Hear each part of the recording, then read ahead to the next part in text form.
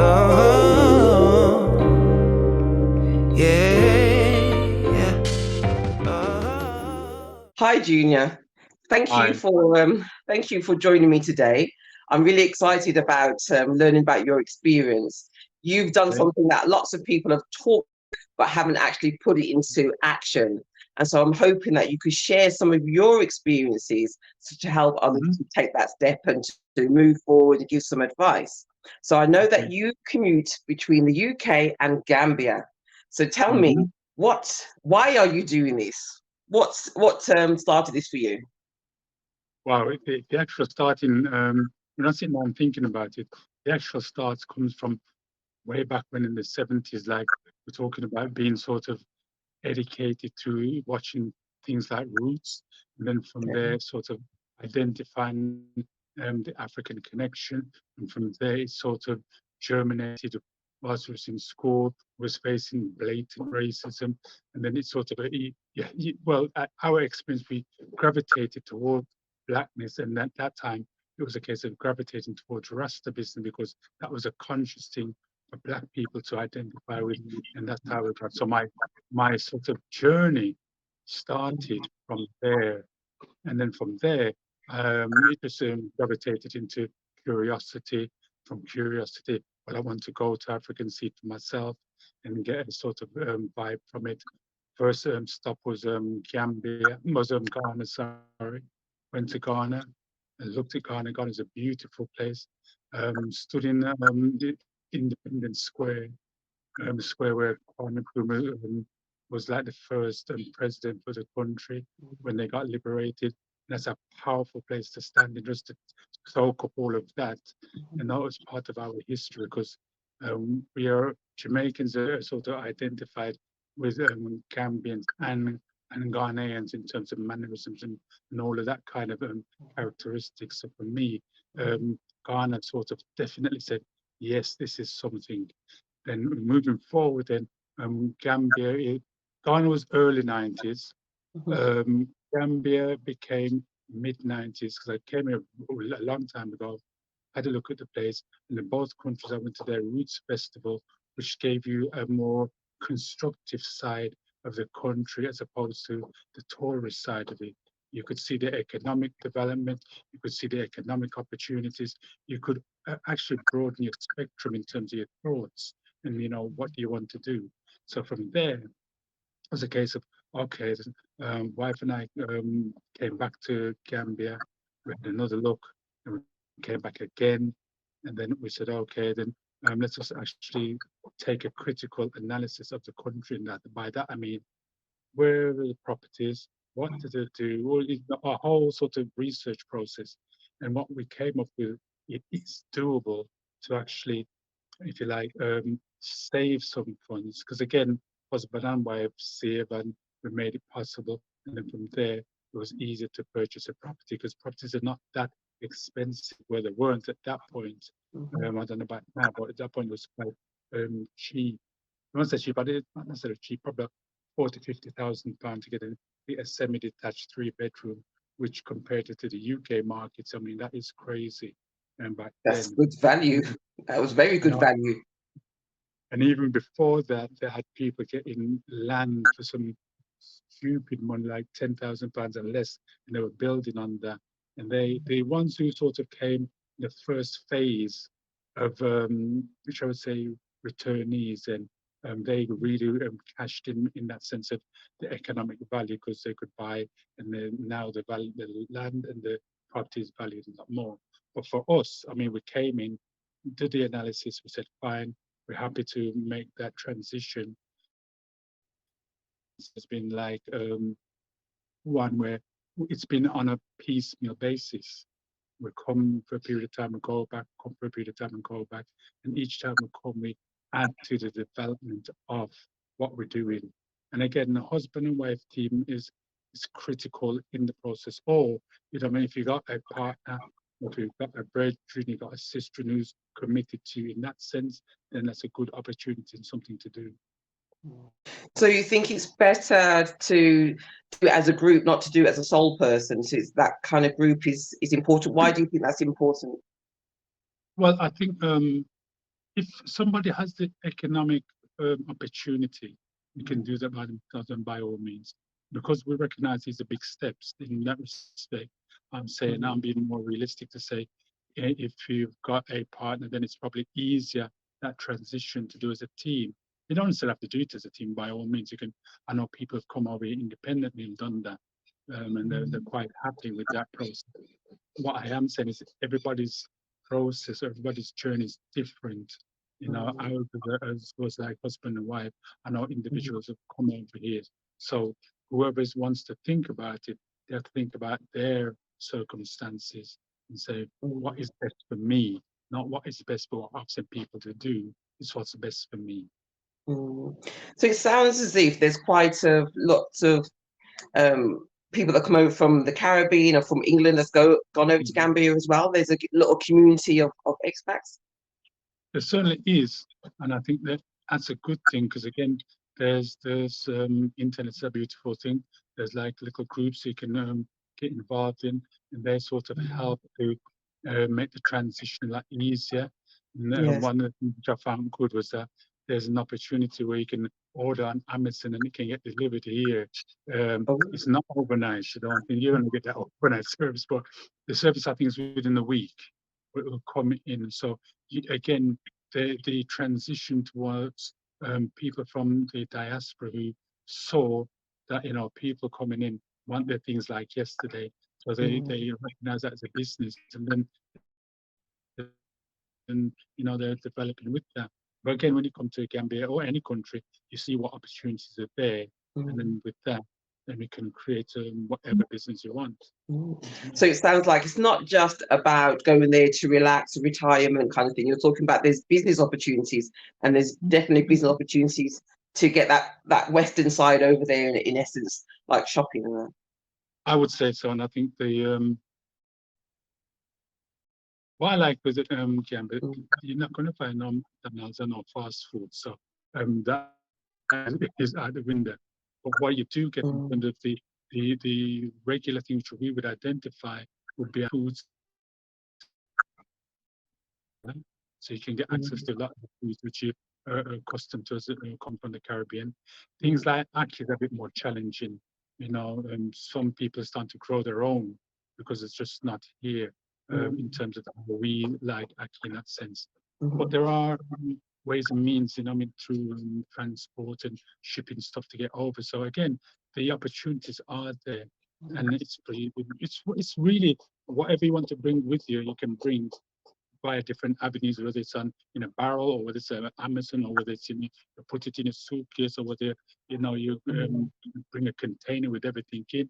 I've known people put the whole house in the container and brought the container right here and they've mm, started again, from ground zero and built up again. You know what I mean? mm, mm. So what are some of the, I mean, you've mentioned some of the great advantages having the fresh food, Mhm. of course, the Mhm. sunshine, and it seems like there's also a social network. What are the kind of advantages have you found being in Gambia, as opposed to, say, for example, being in Jamaica or other parts of the Caribbean?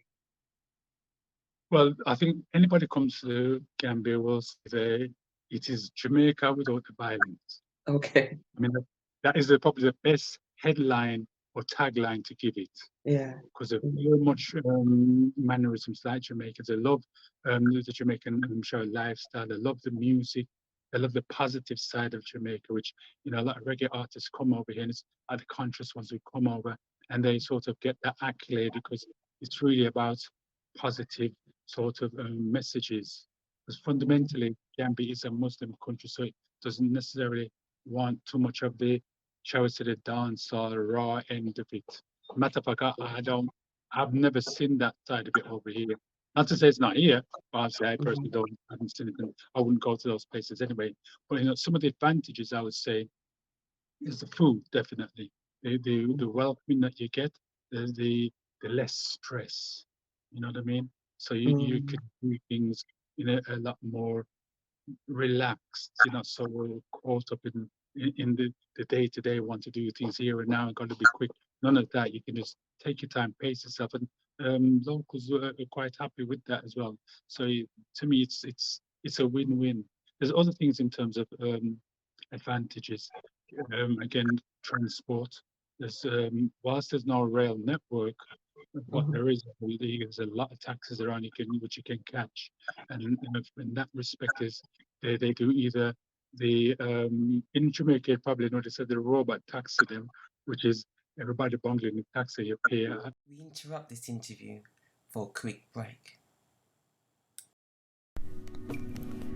Treat yourself to a spa treatment at home with Morgan Genius Magnesium Body Butter, especially designed to soften any rough or dry skin such as elbows, knees or feet. Get the most from your daily moisturizer with the added health benefits of magnesium. Relax, recover and rejuvenate with Morgan Genius Magnesium range. Find out more at morgangenius.com.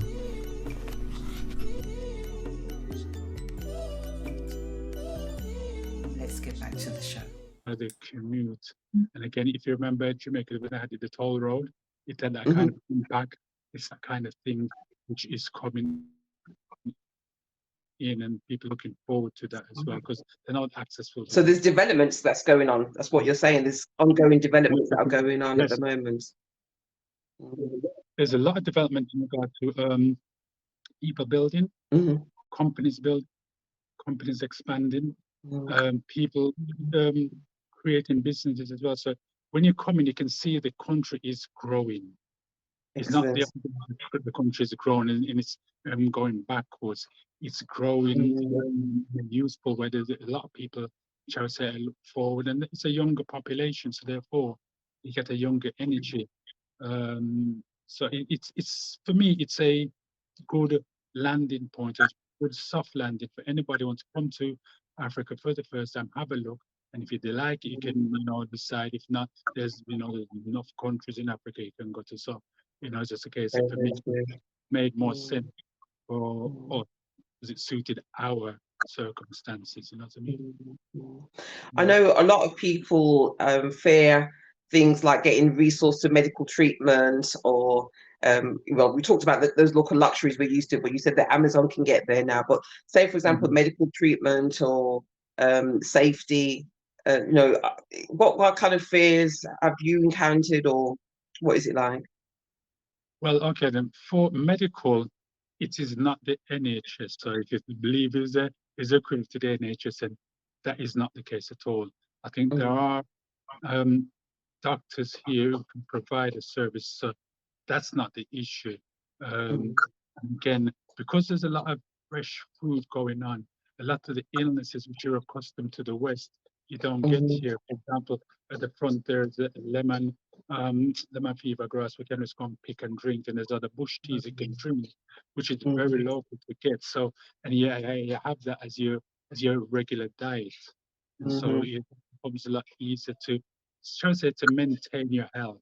Food is cleaner, very much cleaner. There's like the fish, for example. They got a place called Tanja Market.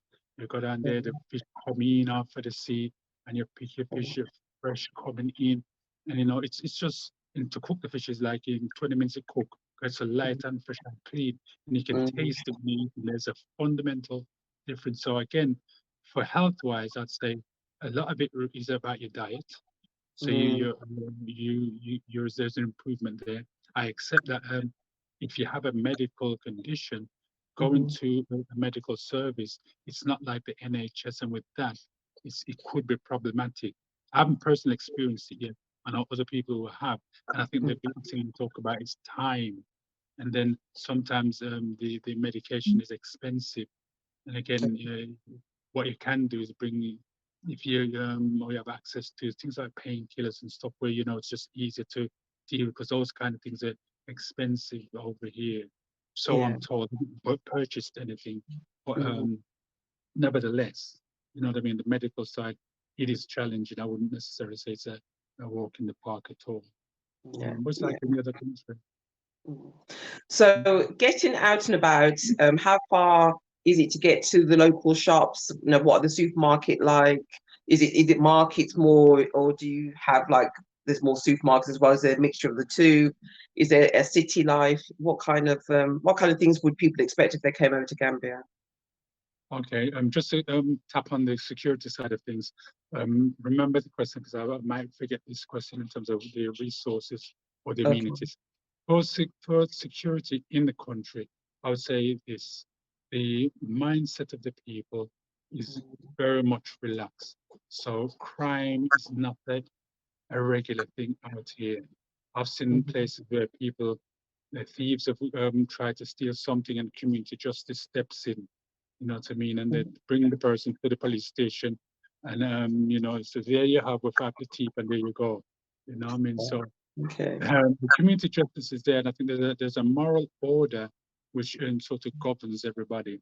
And that part I like. So the security in a sense, yeah, it's much more relaxed. You know what I mean? There are some who will want to try it, you know, like every country, but nevertheless, fundamentally, it's not like that at all. So security-wise, I feel it's a lot more relaxed in England, and that is in my experience. I take it if people might have had other experiences, and I accept that. But my experience to date, let me just underline that, has been very relaxing. And furthermore, we know if we handle ourselves should in case things happen, you know what I mean? So, all right, then, so going to the amenities and stuff then. Okay, then. Coronation Market. I'm using Jamaican sort of equivalents to give it a example. Yeah. And I think it's Carnation Market. One's Jamaica, one's Ghana, and both markets, there's a Serekunda Market. All these are big marketplaces where you can get from A to Z, and it's like the big marketplace. It is, you can get nearly everything in there, and it's probably, I'm not good at miles. It's probably a square mile, but you have lots of shops where you can go and pick and choose. And one of the things I like with Gambia, bartering. If you are coming here and just accepting the first price given, then more for you, because the shop owner expects you to barter with them. So if they come, they say, okay, they say a particular item, the work in Dallas costs $400, and that's what it's quoted first. They, you can negotiate down. You know what I mean? Sometimes I go brutal, and I will say, I'm only giving you $100, and then we find our middle ground. I say that because I know we can find a middle ground. Or sometimes I say to them, listen, I'm not a tourist, so don't treat me like a tourist, and let's just have a respectful conversation, and let's come to a respectful decision. And then that way it's cool. So in bartering, if you like to barter, you've come to your heaven. You really have, because barter is not barter. In terms of shops, there's supermarket. Again, it's a very similar to Jamaica. You'd have the supermarkets majority are owned by people who do not look like you and I. It's the same in Jamaica. And I mean, there's from Lebanon, there's Asians who own it as well. So you get that side, and then you get the independents, shall I say, African-owned businesses, which we tend to try to work with. There's got King's Baker, for example. They're really good. We've got a supermarket, you know, I tend to shop with them or go on the local independent stores, which you can, you know, barter with. You don't need to spend with another community. You don't have to. It's down to or not unless that product can be part of that particular shop. Yeah. And getting things like your electricians and stuff, I mean, you bought your house, but if you want to get repairs done, it's easy enough to get people to help in that area as well. Yeah, I suppose one of the beauties when we purchased our house, we went into one of our research, we looked at housing associations, because a couple of things, we've all known the nightmare stories of our parents sending money to Jamaica and the house not built, but money's been taken for years. So we decided we're not going down that road. We got to a house in Chelsea developer, which is well recognized in the country. They got accountability and that. Met with them and they were really good, and we explained what we wanted. We first bought one house, and then they said, okay, then we're building a new Chelsea estate. Do you want to upgrade to this estate? And we said, yes, sure. We sold the other one, then we upgraded to the next one. So in terms of the company we aligned to ourselves, because AFGLO, we found them really good. And we could meet with the CEO, we can have discussions with him. Mr. Taff himself is well recognized in the country. He can't go nowhere without people seeing him, and he has to have like 1,000 bodyguards because he's really, I'm exaggerating, but he has to be, he is well known, well respected. So you think it's better to go through a formal organisation to reduce the risk of people taking advantage of you? You think that's definitely a better way of doing it? Yes, and that's what we did, and we found it fine. And there's more than one housing developer in Gambia. We just chose this one because, you know, we were the nearest one at the time I was staying. We had a discussion. We liked what we're saying. We liked all of the things they're saying, and it's just cool. In regards to electricians, plumbers, all the tradesmen, then they have a lot of tradesmen in here. Again, some of them are young and some of them coming from Nigeria. So again, quality-wise, it is possible to get the quality which you're used to. I don't think it's probably on the West, it's probably about 80% the quality which we would expect in the West. Yeah, but again, you know, the young people coming up and training and learning, you know, they learn from the older. So it's all, I'm quite happy, you know, using a young tradesman to sort out whatever snags we have. Now, for this generation, we like our technology. So how is, I mean, you're talking to me on Wi-Fi at the moment, so this is excellent. But how are they like Jamaica, where you get lots of power cuts, or is electricity and everything running free, or you solar powered, or? Well, there's all combination of all three. I said, well, there's solar energy here for obvious reasons. The sun, you can take advantage of that, and you can have a number of systems for that. Electric, since I've been here, the electric's gone out once for about an hour. Technology is just like the in the West. I'm actually working and talking to you using a dongle. You buy shall I say gigabytes, and then you're just good to go. And the speed is quite good. And I've been working from remotely as well on project. I mean, and it's come over here to come sit down and relax. I'm still at work. Okay. I suppose the advantage with the lockdown is a lot of people did have to start to work from home. So if you're lucky enough to have a job that you can do that, this is a good opportunity to test it out and to work in sunnier climates. Most definitely, and I think it helps with the event, shall I say, management stuff that I do. This helps now because it's at the down season. It's not carnival season. It's now we're in planning mode. So all behind the scene now I can get to do now, which I am doing now. So that's all good. The Wi-Fi, I haven't got an issue with it. I'm glad that we sort of waited before going for a contractual Wi-Fi system, because the dongle is just as good, and it can actually walk with the dongle. So if I need to go anywhere, walk with it, I'm still connected. It's a little small credit card size, shall I say, box, and it's easy to transport. So it's good. So what is the financially? How much is it? A lot cheaper than England? Is your money stretching? Is it around about the same? How are you feeling that side? Outside of the bathroom? I think for the electric is your money lasts. You know what I mean? I think compared to England, it's a no-brainer. England cannot hold the Gambia when it comes to electric, because I shouldn't even say this, guys, again, we'll probably put it in price, but you get value for money in the electric, yeah?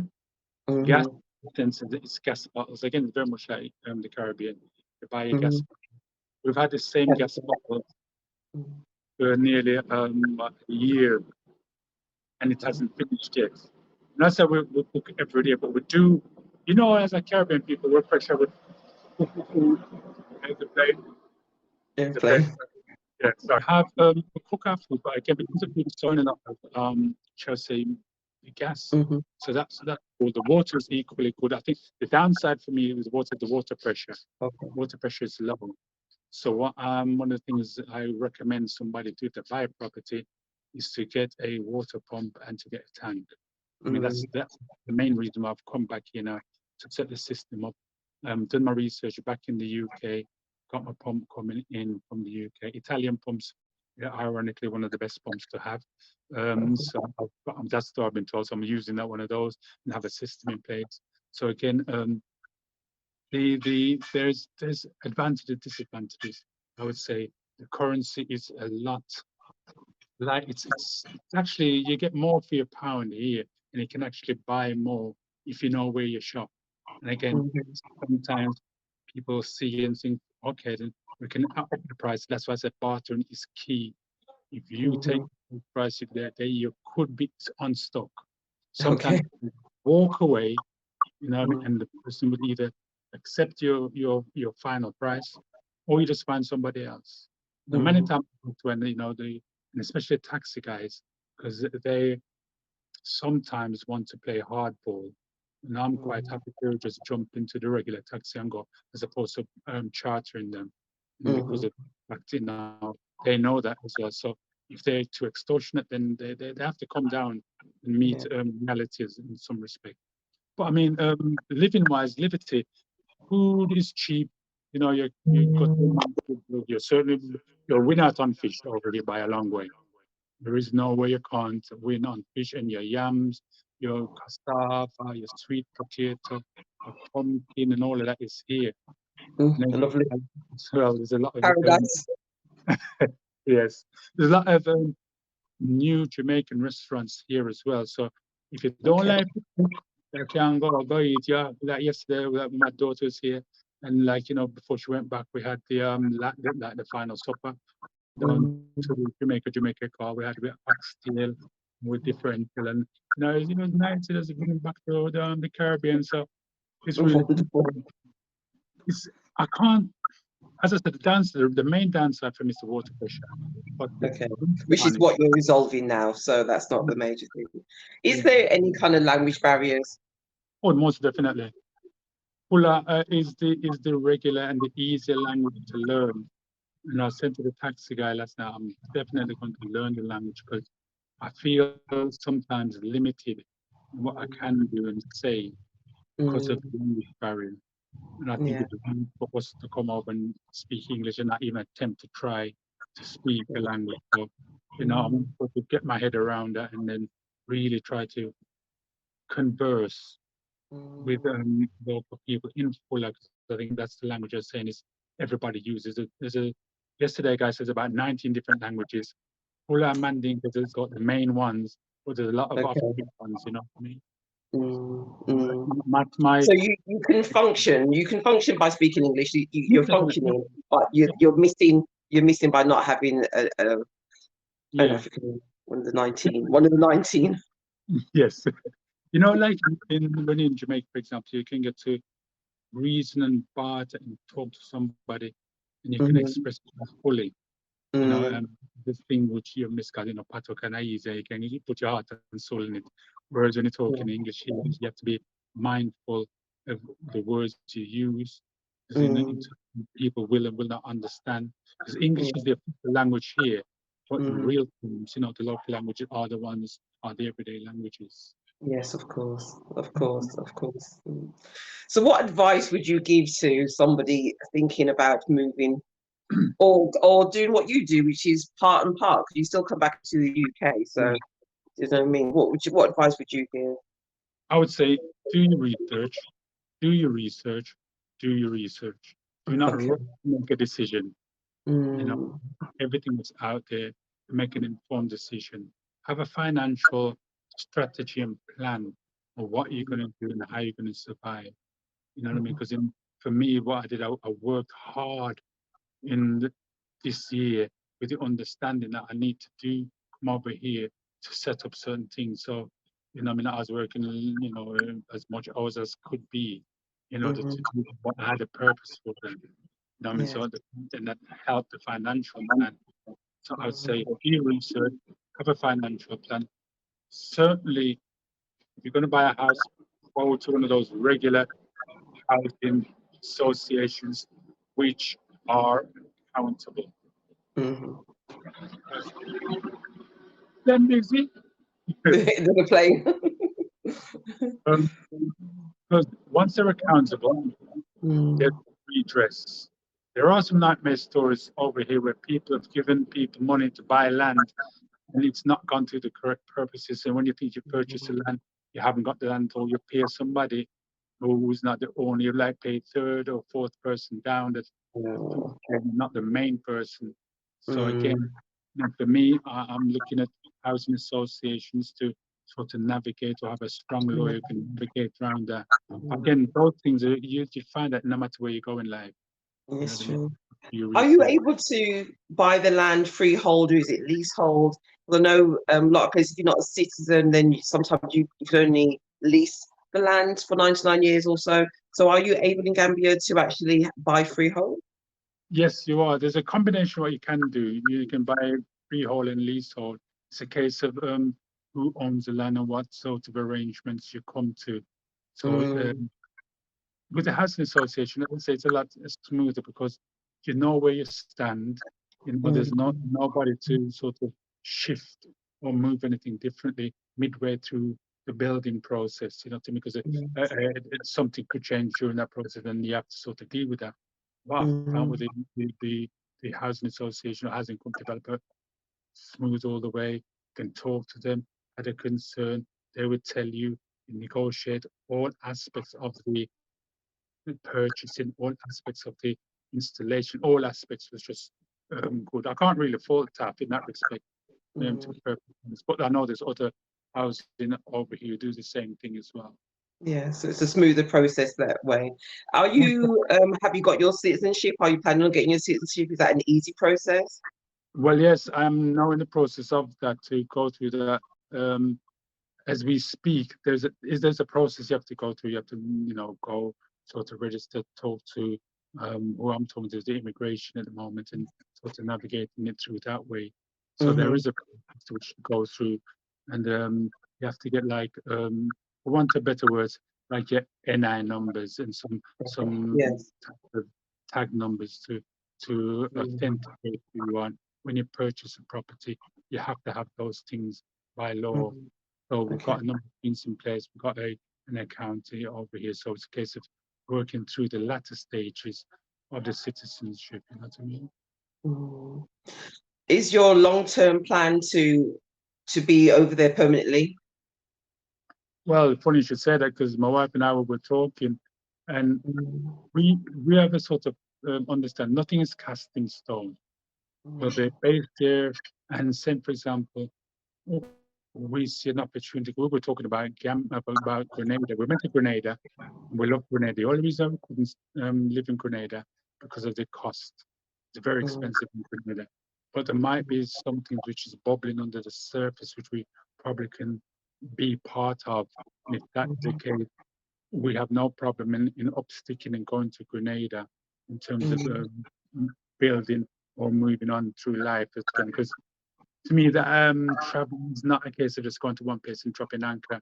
If an opportunity comes up somewhere else, then you can take it. But in the short term, certainly based in Gambia, I would say probably for the next foreseeable future. But our eye is starting to look towards Grenada because there's something that may happen. And if it does, then that'll be really good. Okay. Oh, it's been absolutely wonderful speaking to you. I'm totally jealous that you're there in the sunshine while we're here in the cold. But Sorry, go on. I'm so pleased that I got to speak to you. Also, just before we go, flights back and forth. What are they like? What's the costings? Is it like going to the Caribbean or? It's a 6 hours straight flight, for example. Nearer. I know it's if you go through Titan, which I've gone through, it's 6 hours. TUI does 6 hours.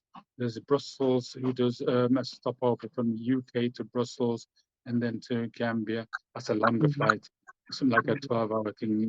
It's stressful, that one. And Air France, I think, does that as well. But in general speaking, a lot of people use TUI and or Titan or another aircraft carrier.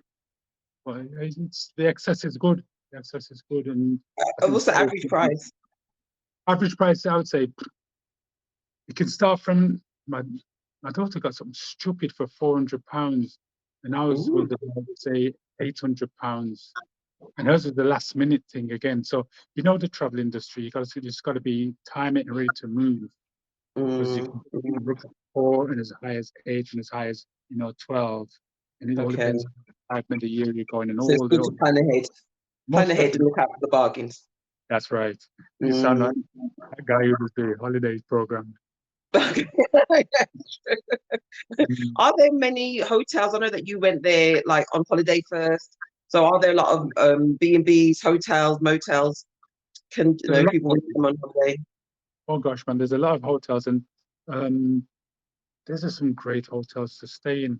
Honestly, African Princess can't can't give them enough praises. Excellent. There's a 5-star thing. There's you got the Bamboo. You have in Senegal, but there's a range of hotels. I mean, In the tourist bit.